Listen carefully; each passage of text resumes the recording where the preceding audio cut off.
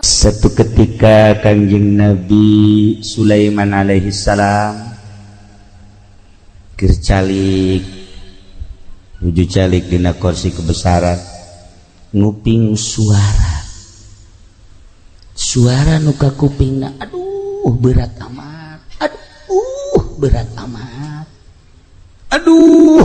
amat, turun Kangjeng Nabi Sulaiman, suara naon sih ieu ka tukang. Ternyata horeganan kapangis sirem keur mamawa korma. Sirem makan segede sirem, ai korma mah saletik-letik da korma ge tuh korma mah kabawa ku sirem. Digotong kunyana ku opatan. Berat, cenah berat. Kangjeng Nabi Sulaiman langsung, "Assalamualaikum." "Salam." "Caya cek sirem." "Ieu katuh maneh." Barangnya, "Oh, Tuan Raja." "Naon maneh berat-beratan?" "Ieu mawa korma teu kabawa." "Atuh maksakeun teuing." "Bawa mah nu kabawa bae atuh sirem," cek Kangjeng Nabi Sulaiman. "Ulah mamawa nu teu kabawa cilaka maneh." "Hampura, kula ge nyaho cek sirem teh." "Apal bisa, cuman lantaran ieu mah korma pamere ti Gusti Allah, menghargai Gusti Allah." "Oh, masya Allah," cek Kangjeng Nabi Sulaiman. "Pohara tuh mun cacak lain ti Gusti Allah mau dibawa kuku lagi lantaran ti Gusti Allah dibawa." "Ih, hebat maneh." Sakitulah pengalaman abdi cak sireun. Jadi Kangjeng Nabi Sulaiman mah paham bahasa-bahasa makhluk Allah, bahasa iblis, bahasa setan, bahasa jurig, bahasa hewan-hewan, termasuk bahasa-bahasa arwah-arwah nu geus mararaot. Paham Kangjeng Nabi Sulaiman. Masya Allah karim. Lamun urang nyaritakeun tentang para arwah, bacaan geura sejarah Kangjeng Nabi Sulaiman, bacaan sejarah Kangjeng Nabi Ayub alaihi salam, beladirna bacaan sejarah Kangjeng Nabi Isa alaihi salam, geus puguh Kangjeng Nabi urang Kangjeng Nabi Muhammad sallallahu alaihi wasallam.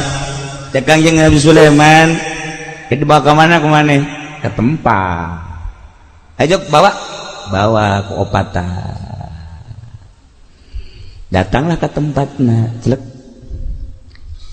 Cek Kangjeng Nabi Sulaiman, ieu korma segede kieu di dahar bakalna beakna sabaraha poe, bulan atau tahun? Can pernah nggak dahar korma segede kieu. Janu geus-geus mah paling ge sangu, paling ge bubuahan ge lah urut si kolot dahar ngeklek eta kukula mah dibawa teh paling sapoe 2 poe 3 poe seep. Ari ieu mah segede kieu wallahu a'lam beureun sabulan atau 2 bulan kumaha seepna we mah tungguan. Di dieu bawakeun ku Kangjeng Nabi Sulaiman korma hiji gede beulah plek diasupkeun ka botol. Maneh opatan tah kuari mah ieu diasupkeun ka botol, na ieu korma ieu daharan ku maneh sok geus saseepna. Engkel mun beak gede jadi ka kaula. Beak sabulan, beak 2 bulan, beak setahun, geus maneh teu kudu usaha, dibere deui. Nuhun cek sireun. Nuhun. Asupkeun ka botol. Langsung nyana cara ricik opatan di botol. Teu di dahar ngan diisep setik badi mana lapar.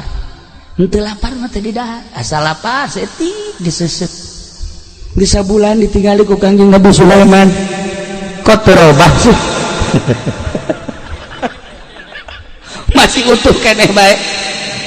Tigali deui ku Kangjeng Nabi Sulaiman teh sebulan kemudian 2 bulan 3 jauhan teu robah-robah. Geus 3 bulan.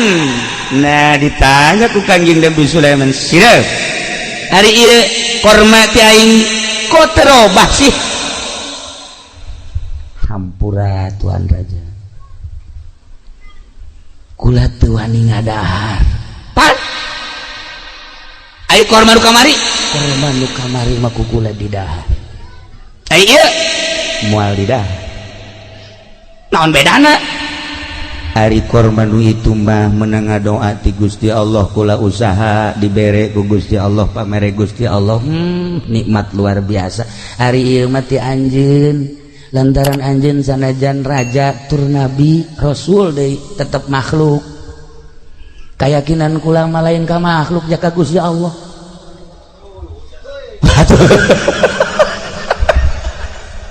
cekek Kanjeng Nabi Sulaiman aing murid kak bulu ngadenge sia sireup asana moal aya di Cikarang modal kos kieu atuh sia sireup ngelehkeun urang Cikarang goblok sia komo Haji Pendi mah diinjak ku sia ieu Masya Allah sireup hampura jak sireup kula teu pernah bergantung ka makhluk lantaran lamun kula bergantung ka makhluk ieu korma ku kula di dahar di mana sae pula neangan di tuan raja hati cekna teu hayang-hayang teuing sebab sagede tuan raja nabi rasul sugih dibandingkeun jeung kakayaan Gusti Allah nanaonan mun jadi nyarekan aing Kanjeng Nabi Sulaiman teu kira-kira sia hampura jak sireup teh rasul mah rasul bae rasul mah nitah ge ngembangkeun agama adapun titah ngarizkian makhluk moal kuat adapun kita beberean moal kuat sebab naon sebab aya hiji bahasa nu lemah moal kuat ngalawan nu kuat nu lemah moal bisa ngalawan anu kuat sagagah-gagahna makhluk bandingkeun jeung kekuatan Gusti Allah lemah nanaonna cak sirem roh kula nu Allah awak kula nu Allah hirup kula nu Allah paeh kula nu Allah sagala-gala ge nu Allah na ieu mah kula mendek nganasehatan sanes ka tuan raja ka Haji Pendi we cek ieu anu kolot boloon cek ieu sirem sia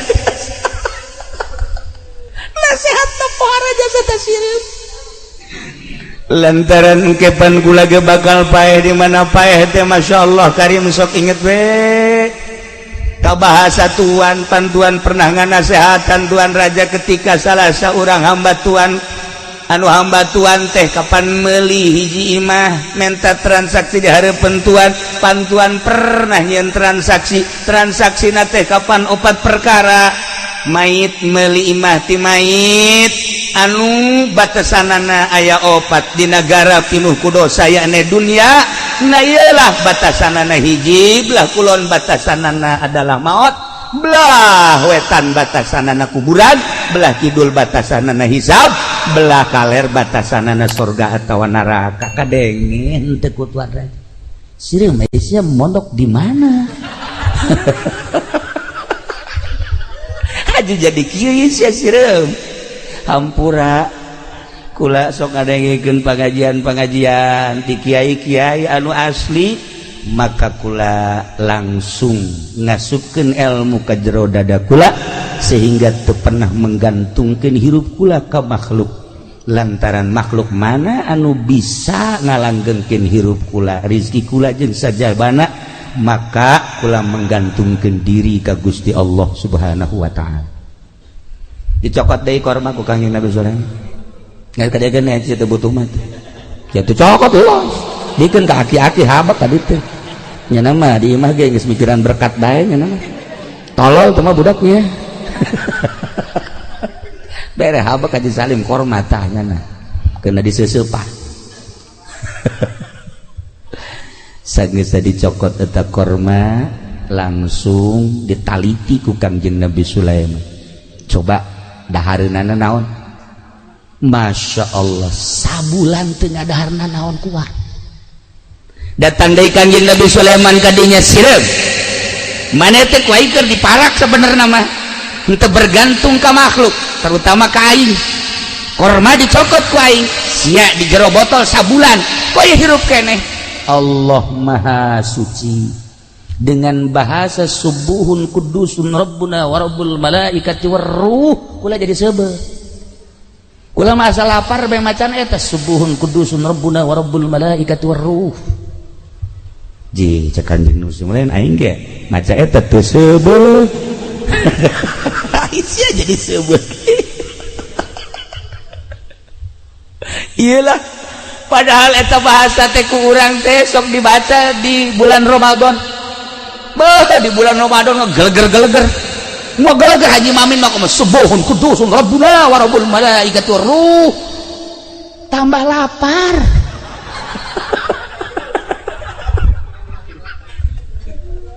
Ya kari eta bahasa subuhun kudusun rabbuna wa rabbul malaikati waruh. Rabbuna wa rabbul malaikat dibaca ku urang pangaruh. Bahkan meureun tambah lapar, tambah gering. Baca ku para solihin dampakna beda. Baca ku para aulia Allah dampakna beda. Komo dibaca ku para nabi-nabi Allah. Subuhun kudusun rabbuna wa rabbul malaikati waruh. Lain bahasa letik-letik. Subuhun maha suci Allah, kudusun maha bersih Allah. Rabbuna pangeran abdi sadaya, wa rabbul malaikah jeung pangeran para malaikat, waruh jeung pangeran ruh, bahkan ruh di manaan ku malaikat Jibril sakapeung waktu. Tah eta bahasa eta di mana-mana jelema endeu tapa ka gunung ku guru diberena eta. Babacaanna subuhun kudusun rabbuna wa rabbul malaikati waruh. Syekh Zainuddin nu aya di Madura nu 3 tahun teu dahar teu nginum datang ka dibeulit ku akar babacaanna subuhun kudusun rabbuna wa rabbul malaikati waruh. Syekh Syarif Hidayatullah ketika tapa babacaanna subuhun kudusun rabbuna wa rabbul malaikati waruh. Syekh Sunan Kalijaga ketika manehanana tapa dibere bacaanna enteng subuhun kudusun rabbuna wa rabbul malaikati waruh. Jadi pendit apa subuhun kudusun rupae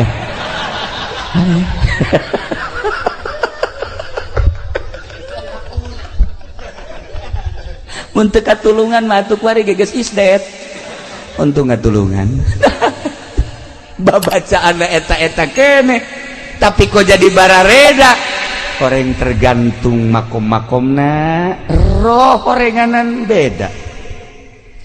Di Tangerang ka dieu Haji Mamin rohna hampir lesu lamun teu pake nginum di rest area. Rohna teh geus kicep bae mun teu ngopi. Atuh Haji Pedi mah di rest area masyaallah eta mah tahu nya mah teu neangan anu haneut nu atak terus bae. Rohna lemah.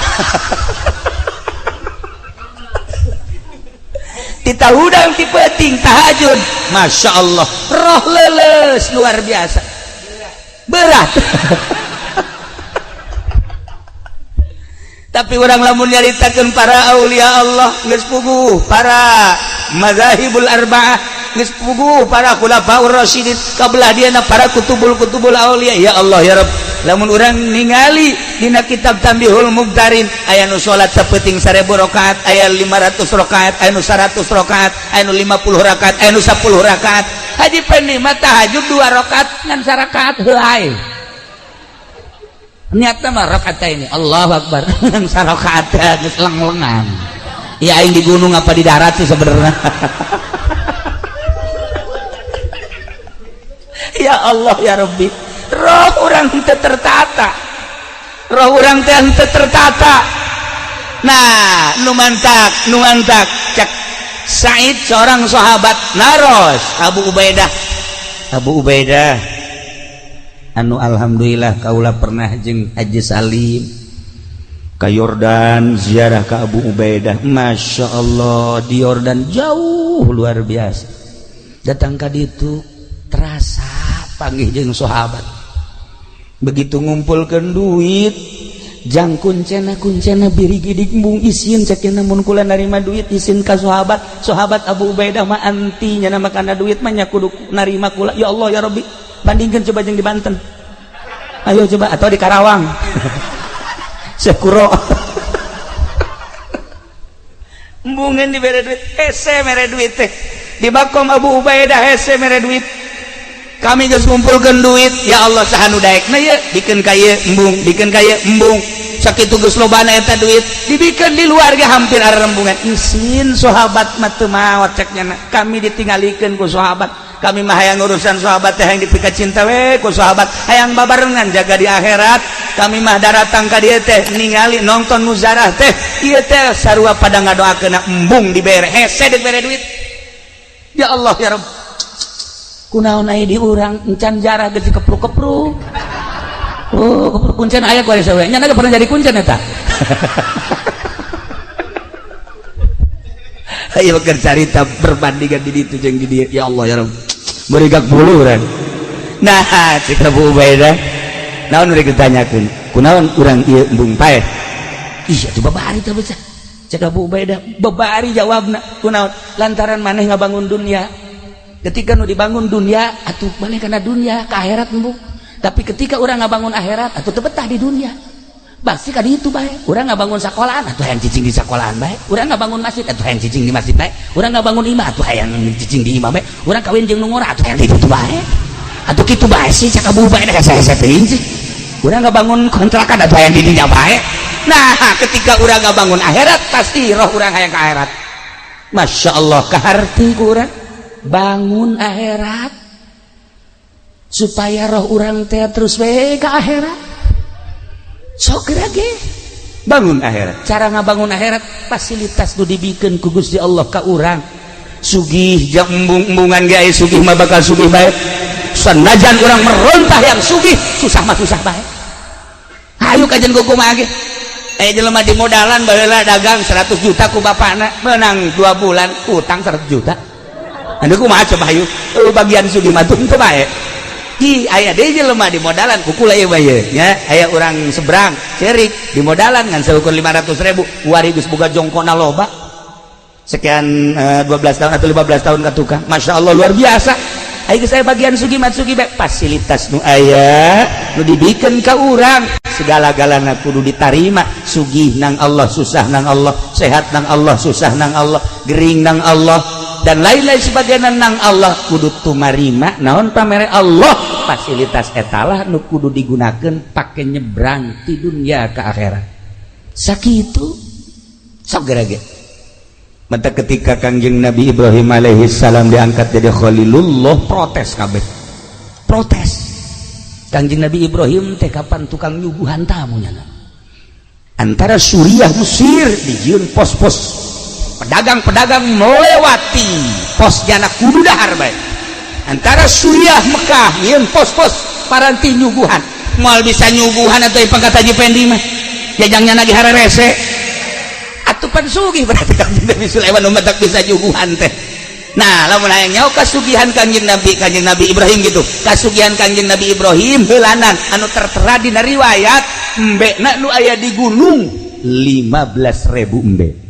Eta nu aya di gunung 15.000 embe. Onta 15.000 onta. Sapi 15.000 sapi. Sugan urang mah Kanjeng Nabi Ibrahim teh susah. Sugih. Mata jada mas nyuguhan ndek pake nyuguhan naon aya susah. Ndek pake nyuguhan Assalamualaikum Haji Pendi. Waalaikumsalam. Nya kula candahar sarua jeung aing. Ndek kumaha nyuguhan eta. Tapi lamun ka Haji Salim Waalaikumsalam. Nya kula candahar. Dahar di dapur sia sadaekna sia. Jeung piring-piring bawa ku sia. Kan ngeunaheun. Datang ke Haji. Heh kalau tolol budak. Datang ke Haji Jari. Waalaikumsalam. Kula candahar ya. Dahar ayo sadaekna sia berkat bila perlu. Balik bungkus ku sia. Kan ngeunaheun. Coba ka Haji Pendi. Waalaikumsalam candahar. Atuh saru. Nah, ikir carita Kanjeng Nabi Ibrahim teh sugih. Begitu diangkat jadi khalili cak Gusti Allah, anta khalili ya Ibrahim. Protes, setan protes. Boro-boro setan malaikat protes. Malaikat kabeh protes demo. Ya Allah ya Rabb, masa si nu sugih jadi kakasih tuan? Teka harti ku mah. Nu sugih jadi kakasih tuan teka harti kajen ku kumaha ge. Biasalah mah nu susah. Anu geus teu hayangeun kana dunya. Hehe, cek Gusti Allah. Urusan hayang jeung teu hayang lain, urusan boga jeung teu boga. Tapi ta'alluqna dunya, ta'alluqna hate kana dunya. Ai maneh kumaha malaikat? Teu biasana we waliullah anu sok di guha bae, waliullah anu sok di gunung bae, waliullah anu sok di imah teu boga naon. Ih, maneh meningali nangan sabelah mata. Nu seja nu sugih. Loba nu paing diangkat jadi khalil, jadi kekasih. Ente kula mah protes teu senang lamun Ibrahim dijadikeun kakasih Tuhan. Aya nu leuwih hebat tibatan eta. Sebab kula neuleuh cek malaikat di gunung 15.000 embe, 15.000 onta, 15.000 sapi. Jibril cek Gusti Allah nun Gusti cek ka Khalilan Ibrahim cek kemana mangga Gusti datangkan Nabi malaikat Jibril alaihissalam ngarupa manusia pas kangjeng Nabi Ibrahim keur mujurna di gunung Maraban ilu Maraban zahirna doang hati nama Allah Allah Allah Allah Allah Allah aja ini mah pandagang teh ya zahiran wa batinan kangjeng Nabi Ibrahim atuh ente pernah dihitung sama nu hitungannya batur ente pernah nikah hayang batur sama kangjeng Ibrahim aya eueuh kumaha Gusti Allah teu jawab kangjeng Nabi Assalamualaikum Waalaikumsalam nah anjeun di mana ya abdi hamba Gusti di mana hamba Gusti we naon ka dieu subuhun kudusun rabbuna wa rabbul malaikati war ruh lain deui mah ieu lain deui aya naon ieu ulama sakieu hungkul ieu embe jumlahna cek masyarakat nu nyaho 15.000 kula hayang sepertiluna bae cokot cek Kanjeng Nabi Ibrahim cokot berarti mana yang 5.000 bawa kabeh 5.000 ayat tukang ngangona hadam 5.000 embe gerak bikin tak ke jelema ieu malaikat Jibril pohara we wah kadi ditonton ku malaikat Masya Allah malaikat geus gitu ya Allah orang mementa boro-boro menta karung 1.000 ka Haji Pendi menta 5 bae kudu mayar bae can orang gratis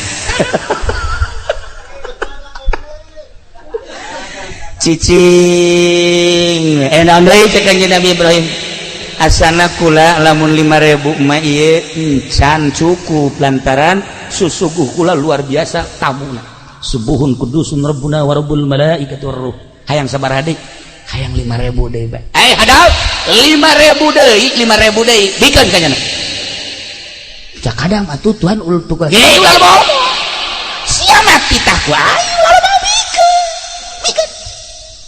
bikeun cak hadam ambo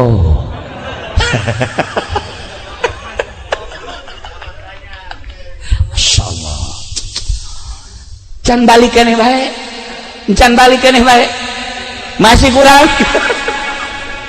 aya naon deui cek Kanjeng Nabi Ibrahim asana kurang keneh ieu kula sabaraha deui mun 5.000 deui beakeun kabeh hadam beakeun kabeh na ieu 15.000 cak batur na ieu mah geus bikeun kanyana jeung maneh-manehna jang ngangon los ka ditu kabeh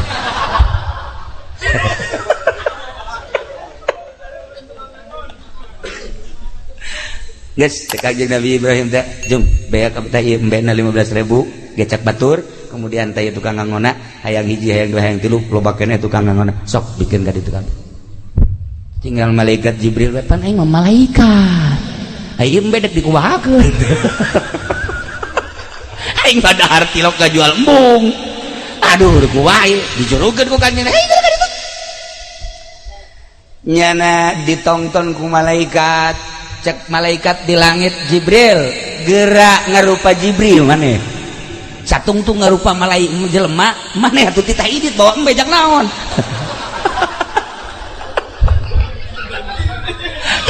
oke cek malaikat Jibril aing neuk mau embe ka mana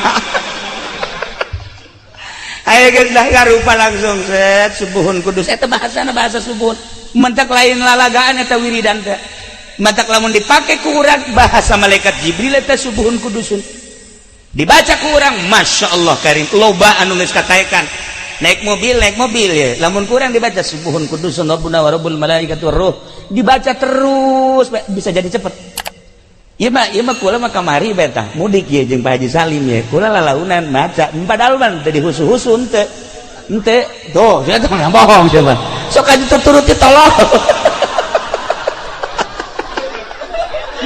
ya nage hareranan barang datang ke Garut nasa sih ke Garut cuma 2 jam aneh nah itu teh dicoba padahal man teh dihusu-husu ngan inget bae ka abah almarhum jadiahan bae subuhun kudusun rabbuna wa rabbul malaikati subuhun kudus Masya Allah dipikir-pikir dreureun bae di rest area kebal jasa di rest area jah Haji Maminah yang ngabasoh heula nya nama rohna lemah jasa sarua aja Haji Pendi pohara tah mah mun teu di basoan teu datang ke Garut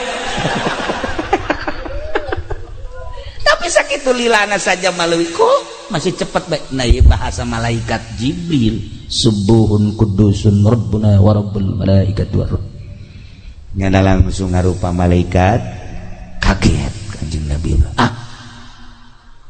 mana anta anjeun sebenarnya saha Jibril Masya Allah maksudnya kula diutus ku Gusti Allah titah ngecek kakholilan anjeun lantaran ketika Allah ngangkat derajat ka anjeun sebagai khalilullah malaikat kabeh protes kusugihna anjeun termasuk makhluk-makhluk Allah di dunia kusugihna anjeun protes henteu setuju dengan derajat kakholilan Allah ngutus kula untuk mengecek ternyata henteu diengkekeun mental 5.000 tah 5.000 tah 10.000 tah ternyata malaikat kabeh kuari geus ngohekeun bahwa anjeun teh berpangkat khalilullah cek Nabi Ibrahim teu perlu ku makhluk kula makhluk mah sanajan malaikat deuk percaya deuk henteu nu penting mah kula mah jeung Allah tuh kitulah jelema luhur ya Allah ya Rabb lamun urang nyaritakeun seputar jelema luhur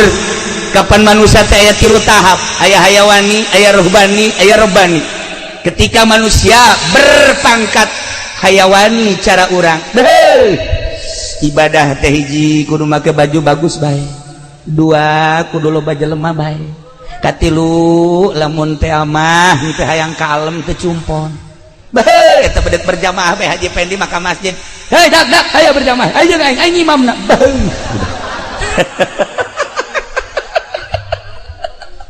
iyalah eta ibadah nu pangkat hayawan ieu mah diragukeun asup sorgana nu kos ieu mah nomor kedua berpangkat ruhbani ieu mah geus naek ka pangkat sholihin ruhbaniyah nya nama loba jelema sakitu sepi sakitu baju bagus sakitu baju goreng sakitu seubeuh sakitu lapar sakitu iyalah disebut da pangkat sholihin wah istimewa ya marohbani nomor katilu marobbani robbani mah malaikat di neraka neangannya anak teu kapanggih malaikat zabaniyah neangan manehanana teu kapanggih terus bae malaikat neangan saha maneh ieu pulan anu robbani teu kapanggih jeung dikanarakakeun teh hese usul malaikat zabaniyah ka malaikat ridwan aya henteu pulan pugu aing ge neangan ieu di sorga teu kapanggih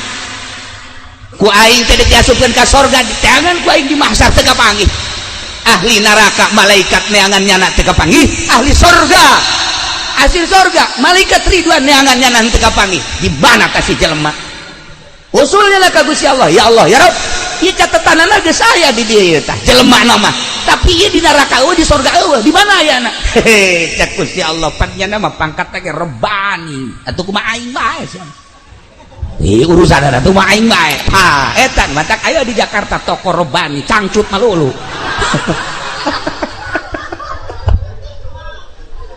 teu beres ka Jakarta nah iyalah saha nu pangkat rebani kutub berbani wal arifus somadani para aulia Allah Syekh Abu Hasan As-Sadili Syekh Abdul Salam Al-Masyish Syekh Abdul Qadir Al-Jailani diurang para aulia Allah nu diangkat jadi kutubul aulia pangkatna wal arifus somadani rabbani heseun malaikat di neraka neangannyana heseun malaikat di sorga neangannyana kapanggih bebejak ka Gusti Allah cak Gusti Allah jalma teh hayangeun neraka teu embungeun neraka teh hayangeun sorga hayang ge jeung aing atuh keur jeung aing bae kumaha aing nya Masya Allah nah ieu urang cerita seputar ruh urang aya di mana apakah di hayawani apakah di rohbani apakah di robbani apa di rohbani deres kene masih hayawani hayang kalem ge masih kene susuitan nya nandek salat ge susuit salat eta mah nandek salat susuitan tolol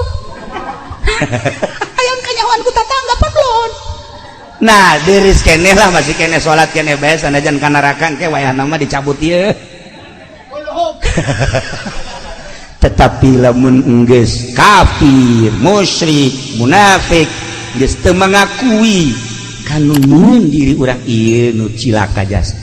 Para jamaah kaum muslimin wal muslimat rahimakumullah, lamun urang nyaritakeun seputar ruh atupan aya parantina jang urusan roh, urusan awak mah gering dokter, urusan ruhani gering atuh kiai nu mana cenah atuh ka ditu ka kiai Golkar coba sih ada tuh atuh urang bego kudu salah naon sih ieu roh kura gering ieu geus sarua cek nya nonton bola bae bareng atuh di dieu tuh. Gitulah para jamaah aya bagian-bagian anak mual melenceng kajen kukumaha ge ahlina aya bagian ruhani anu nyahoeun nyana roh ieu mah kieu roh ieu mah kieu insyaallah aya jasa anu nyahoeun nu mantap teu sembarangan mursyid mere wiridan teh ieu mah cukup sholawat ge sholawat ieu mun cara obat cukup ku bodrek cukup ku prokol cukup ku naon deui kitu ngaranna dan lain-lain obat warung lah geus rada kronis nah karak naik ke ka dokter gitulah ahli ruhani.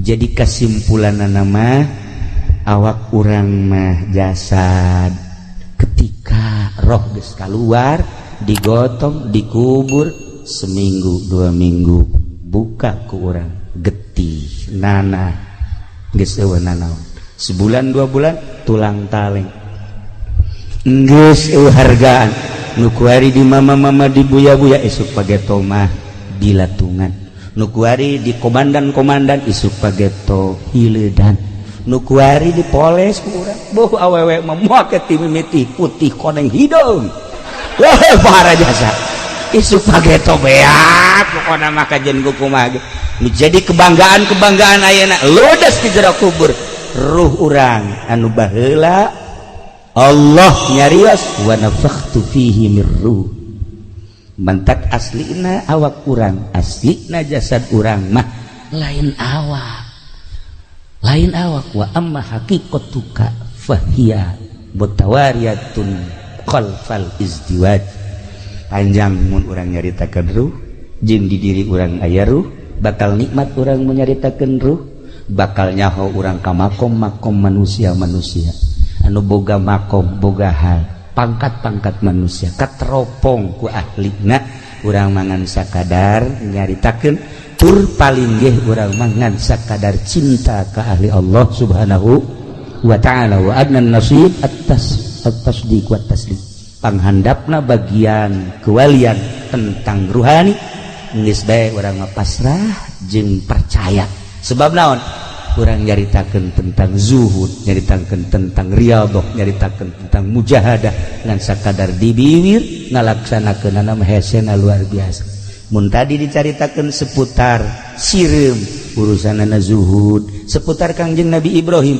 urusanana zuhud urang menceritakeun Kangjeng Nabi urang kazuhudanana muringgak bulu ketika seluruh batu nu aya di Mekah seluruh batu nu aya di Madinah wakila seluruh batu nu aya di jalan-jalan cai Gusti Allah dek dijadikeun mutiara sok keur anjeun Muhammad Kanjeng Nabi Muhammad ngalengis teu hayang abdi mah mutiara hayang ge abdi mah caket sareng Gusti bae umat abdi ge ulah dibere nu kos kararitu cukup deket jeung Gusti dunia nu bakal ditinggalkeun eueuh hartina dibandingkeun jeung akhirat sakitu Gusti Allah teh geus urang kuarima tumariman mah naon pamere Gusti Allah keur sugihna pake ka akhirat susahna pake ka akhirat sehatna pake ka akhirat geringna pake ka akhirat ilmu pake ka akhirat derajat pake ka akhirat pikiran pake ka akhirat wawasan pake ka akhirat bangunlah akhirat abeh urang